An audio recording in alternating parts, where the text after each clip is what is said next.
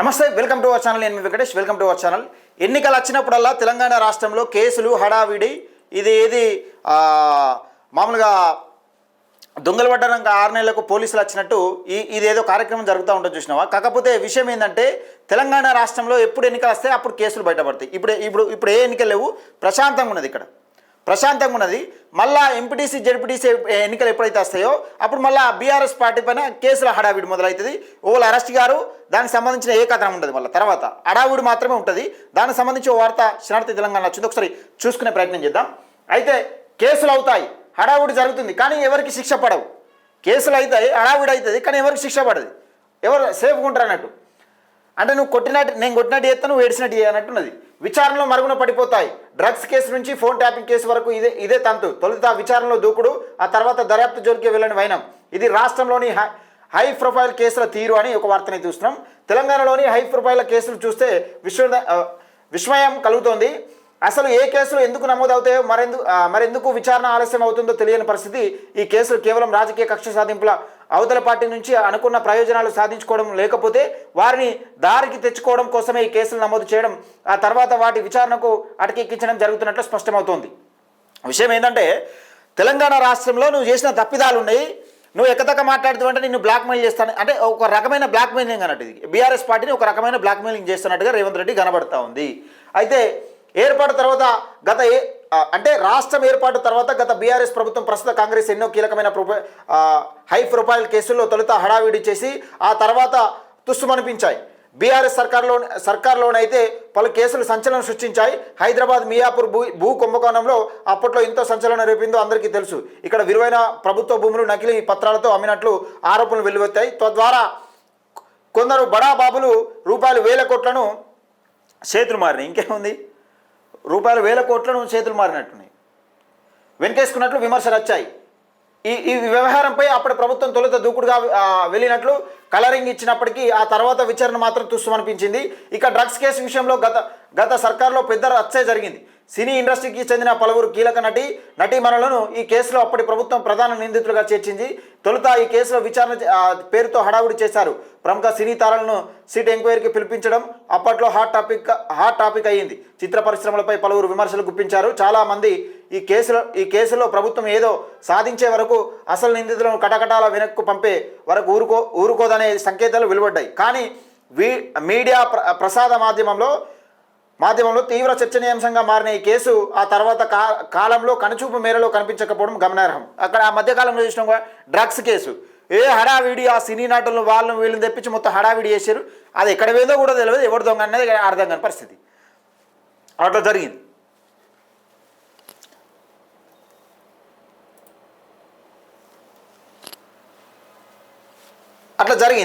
అయితే ఇక్కడ విషయం ఏంటంటే మళ్ళీ ఒకసారి చూసుకుందాం.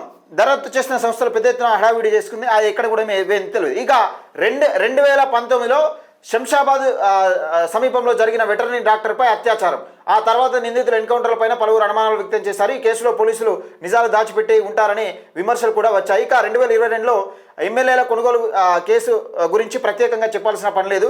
తెలంగాణలో కొంతమంది శాసనసభ్యులు కొనుగోలు చేయడానికి ప్రయత్నాలు జరిగినట్లు అప్పట్లో ఆరోపణలు వచ్చాయి. ఈ కేసుల్లో పలువురు వ్యక్తులను పోలీసులు అరెస్టు చేశారు. రాజకీయంగా ఇది పెద్ద వివాదానికి దారితీసింది. కానీ ఆ తర్వాత ఈ కేసు ఎడిపోయిందో కూడా తెలియని పరిస్థితులు నెలకొన్నాయి. తెలంగాణలోని మరో హై ప్రొఫైల్ సంఘటన ఎంసెట్ ఇంజనీరింగ్ ప్రశ్న పత్రాల లీకు. అయితే ఎంసెట్ పేపర్ల లీక్ కూడా అప్పట్లో చర్చకే దారితీసింది. పేపర్ లీక్ కావడంతో పలువురు ఆత్మహత్యలు చేసుకున్నట్లు ఆరోపణలు కూడా వచ్చాయి. ఈ కేసులో దర్యాప్తు సంస్థలు ఎలాంటి పురోగతి సాధించకపోవడం గమనార్హం.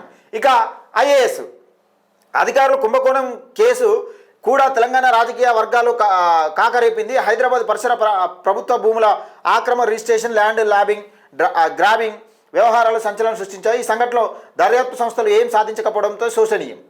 ఇట్లా కేసులు వస్తూ ఉన్నాయి, అడివడి చేస్తూ ఉన్నారు. అసలు ఏం జరుగుతుందో తెలంగాణ రాష్ట్రంలో అర్థం కాని పరిస్థితి ఉంది. అయితే ఆ తర్వాత కాంగ్రెస్ ప్రభుత్వం వచ్చిన తర్వాత కూడా పలు హై ప్రొఫైల్ కేసులను పట్టుకుంది.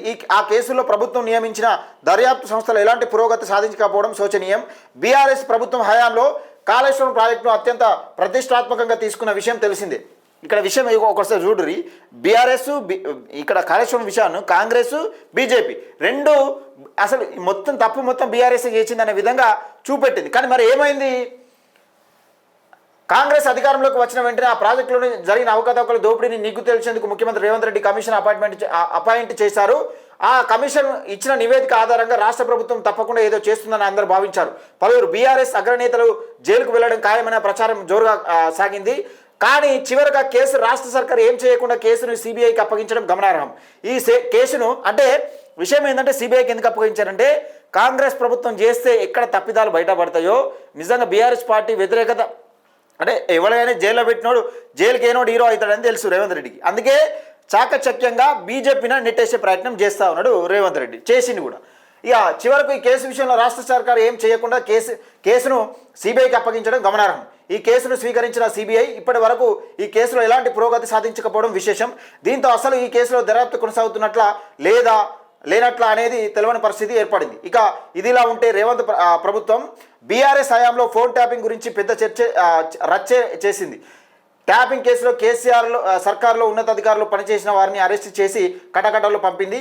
ఈ కేసులో పోలీసులు అధికారులు ఇచ్చిన సమాచారం మేరకు రాజకీయ అరెస్టు కూడా ఉండొచ్చనే ప్రచారం జోరుగా సాగింది. ఈ ప్రచారానికి తగ్గట్టుగానే దర్యాప్తులు కూడా అధికారులు పలువురు బీఆర్ఎస్ నాయకుల కీలక నోటీసులు కూడా జారీ చేయడం ఈ చర్చకు మరింత ఊతమిచ్చినట్లయింది. మిగతా కేసుల మాదిరిగానే ఈ కేసులను పెద్దగా పురోగతి లేకపోవడం, కేసులో సుదీర్ఘమైన విచారణ కొనసాగుతుండడంపై విమర్శలు వెల్లువెత్తుతున్నాయి. అందుకే ప్రభుత్వాలు ఏవి వచ్చినా మరే సర్కార్లు మారినా హై ప్రొఫైల్ కేసుల్లో పెద్దగా చేసేదేమి ఉండదని విమర్శలు వినిపిస్తున్నాయి. అంటే ఇక్కడ విషయం ఏంటంటే మధ్యలో జనాలను పిచ్చోలు చేస్తున్నారు ఏ ప్రభుత్వం వచ్చినా. ఇప్పుడు బీఆర్ఎస్ అధికారంలో ఉన్నప్పుడు గత 9.5 సంవత్సరాలు పరిపాలించినప్పుడు కాంగ్రెస్ పార్టీ రేవంత్ రెడ్డి అనేకమంది ఆరోపణలు చేసిండు. రాహుల్ గాంధీ వచ్చి కూడా ఆ బొర్రెలలో చేపెట్టి చూపెట్టిండు. కాళేశ్వరం ప్రాజెక్టు ఉంగిందో అది ఇంత పెద్ద బొర్రెలు పడ్డాయని చూపెట్టారు. మరి ఏమైంది ఆ కేసు విషయం ఏమైంది? ఎవరిని అరెస్ట్ చేసిరు? మీరు ఎవరినన్నా అరెస్ట్ చేసిరా? కాళేశ్వరం విషయంలో ఎవరైనా అరెస్ట్ చేసిరు ఇప్పటి వరకు బీఆర్ఎస్ నాయకులను? ఎవరినన్నా ఒక్కరిని జైలుకు పంపించారా? లేదు కదా. మరి ఎవరి సొమ్ము ఎవరు తింటాడు? ఎవరి సొమ్ము? అలా రేవంత్ రెడ్డి గారు వాటా ఎంత చెప్పాలి? రేవంత్ రెడ్డి గారు అరెస్ట్ చేయకుండా ఇష్టానుసారంగా సిబిఐకి అప్పచెప్పిండు. ఎందుకంటే నేను తప్పిదాలు చేస్తే ఉన్న పొరపాటు అంటే నా మీదకి వస్తుంది కావచ్చు అని కేంద్రం మీదకి నెట్టేసే ప్రయత్నం చేసింది. మరి కేంద్రం ఏం చేసింది? బీజేపీ అసలు మోడీకే సవాల్ ఇచ్చిరండి కదా కేసీఆర్. మరి ఏం చేస్తారు? కేసీఆర్ను మంచి ఆరామ్సే ఫామ్ హౌస్లో రెస్ట్ తీసుకుంటుండే. ఈ మునిగిపోయేది ఎవరి మధ్యలో? ప్రజలే ఆల్టర్నేట్గా మునుగుతూ ఉన్నారు. లక్షల కోట్ల అప్పు దోచింది. ఈ పార్టీలు దోస్తూ ఉన్నాయి. ఇప్పుడు కాంగ్రెస్ దోస్తూ ఉన్నది, బీఆర్ఎస్ దోస్తూ ఉన్నది. కానీ దీన్ని పట్టుకొని బీజేపీ మాత్రం ఏం చేయట్లేదు. అది పరిస్థితి. అసలు పెద్ద కేసులు వస్తూ ఉన్నాయి, తెరపైకి పోతూ ఉన్నాయి. మరి ఏం జరుగుతూ ఉంది? చివరికి ఎవరు అరెస్ట్ అవుతూ ఉన్నారు? ఎవరు స్వలాభం కోసం ఈ కేసులు నడుస్తూ ఉన్నాయని ఒక్కసారి తెలంగాణ ప్రజలు ఆలోచించుకోవాలి. ఈ పార్టీలు అందరూ ఒకటే.